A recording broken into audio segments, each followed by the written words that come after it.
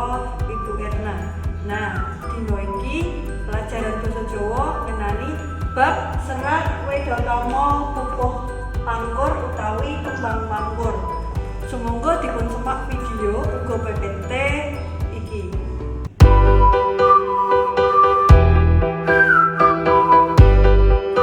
Assalamualaikum warahmatullahi wabarakatuh. Kita langsung buka kitab Wedotama. Itu artinya bentuknya serat, isinya ajaran, tapi tidak semua ajaran keutamaan. Pasti isinya etika atau moral. Modelnya tembang. Jadi harusnya hari ini isinya nembang. Cuma daripada ngantukmu hilang gara-gara saya nembang, mending saya ndak usah nembang. Kalau ada yang bisa mocopatan, guru lagunya sudah pas. Wedotama biasa dilakukan orang. Nanti kalian ketemu banyak istilah-istilah Jawa yang sering dilakukan orang. Baitnya sekitar 100. Jadi 100 bait puisi dalam 5 lagu Pangkur, Sinom, Pocong, Gambuh, Kinanti. Istimewanya Jawa, setiap istilah, setiap nama punya filosofi. Kapan-kapan kita belajar.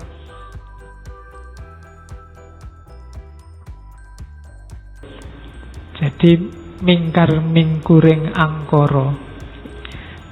Kitab Wedotama ini disusun untuk mingkuri angkara, untuk menghindarkan diri dari angkara murka.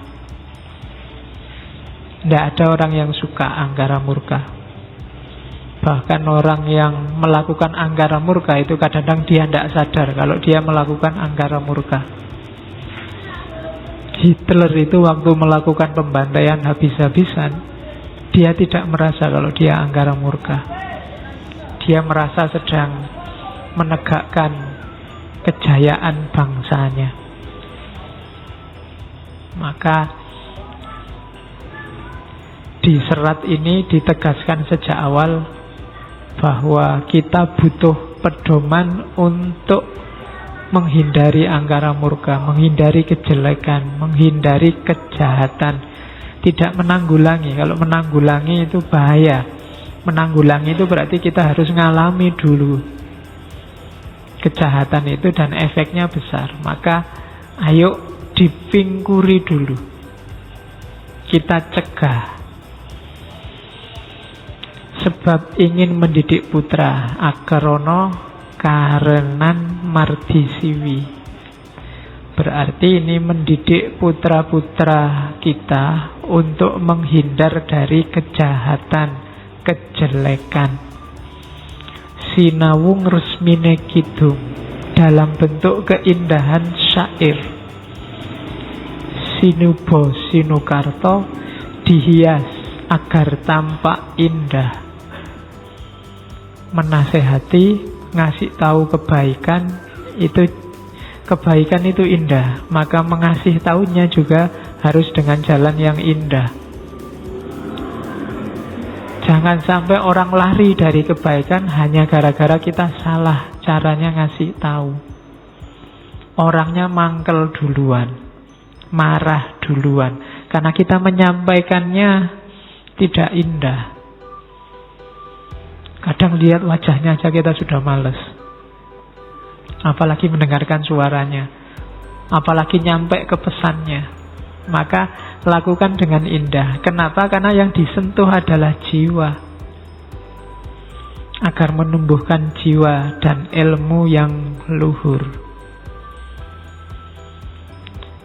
yang berlaku di tanah Jawa. Kang tumrap ning tanah Jawa, agama ageming aji.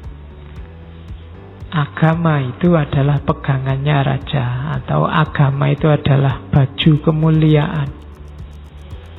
Agama adalah patokannya, pegangannya seorang pemimpin. Agama adalah titian untuk menuju aji, kemuliaan. Jadi kalimat-kalimat pembuka itu menunjukkan yang pertama, kitab ini menghindari angkara murka untuk mendidik anak-anak dalam bentuk syair agar jiwanya tersentuh sehingga melahirkan ilmu yang luhur bermanfaat untuk tanah Jawa dan berpedoman pada agama. Jadi Wedotomo itu syarat dengan nilai-nilai religius, meskipun tidak formal agama. Kalau kamu cari ayat sama hadisnya tidak ketemu. Targetnya kemana? Olah rasa, olah rasa, olah rohani. Jadi nanti di bait-bait selanjutnya disebutkan apa sih tujuan kita dengan nulis kitab ini, untuk angulah lantibing kolbu. Itu tugas nomor 1, mempertajam rasa. Terus kalau sudah rasanya tajam, dipraktekkan. Prakteknya apa? Bengkas kahardaning driya supaya dadya utami. Menyingkirkan hawa nafsu, terus jadi manusia yang utama, yang berbudi luhur. Tanikani rasa, bukan orang yang lemah budinya dan tumpul perasaannya. Jadi perasaan harus dipertajam, olah rasa. Banyak orang pinter tapi tumpul di rasa, lemah budinya.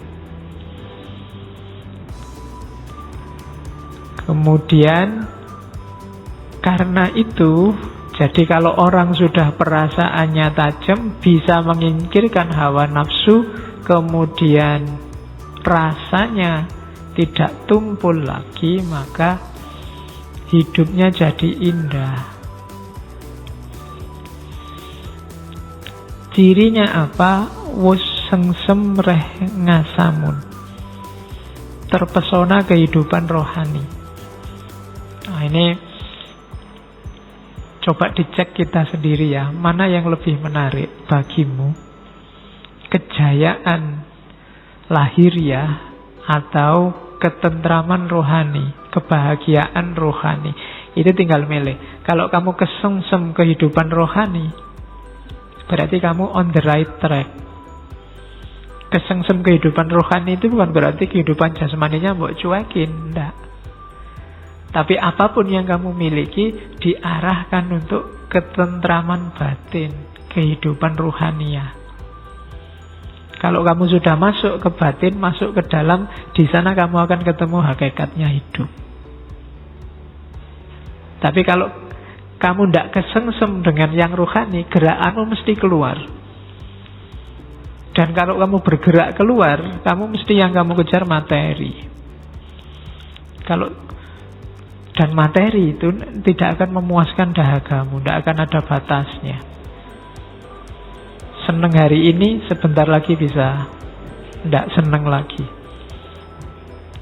Seenak-enaknya kopimu itu, gelas pertama enak, gelas kedua gak biasa sudah, gelas ketiga sudah tidak enak, gelas keempat kamu muntah. Materi. Tapi kalau yang kamu kejar nyamannya rohani, mungkin setengah gelas cukup. Sudah tidak usah lagi, selesai. Nah, itu ketentraman rohaninya. Tapi kalau kamu kuantitas keluar, harus ngambil lagi nih, ambil 2. Kalau nggak 2, yang lain ngambil, rugi aku. Terus itu kan, dan tidak ada batasnya. Ketika kamu ngambil 2, temanmu yang sebelah juga 2. Loh, dia juga 2. Nanti dia, terus aku harus lebih dari yang lain. Nah, perlombaan dunia itu begitu.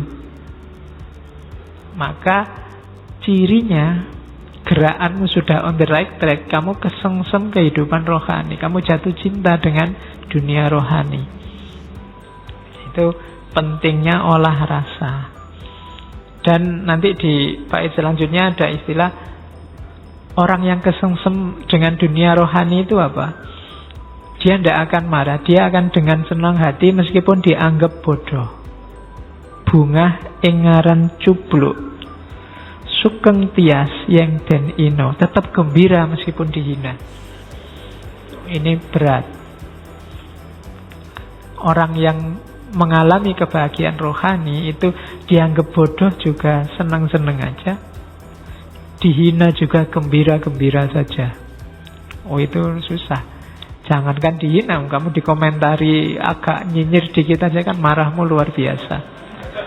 Padahal orang maunya ndak ke sana, kamu tafsirkan ke sana. Nah, itu ciri-ciri orang yang tidak kesengsem dengan kebahagiaan rohani. Golek gegeran terus, nyari masalah terus, nyari problem. Maka ayo latihan, kalau orang Jawa, olah rasa. Tidak cuma olah pikir ya, olah pikir itu nanti jadi jembatan untuk menuju olah rasa.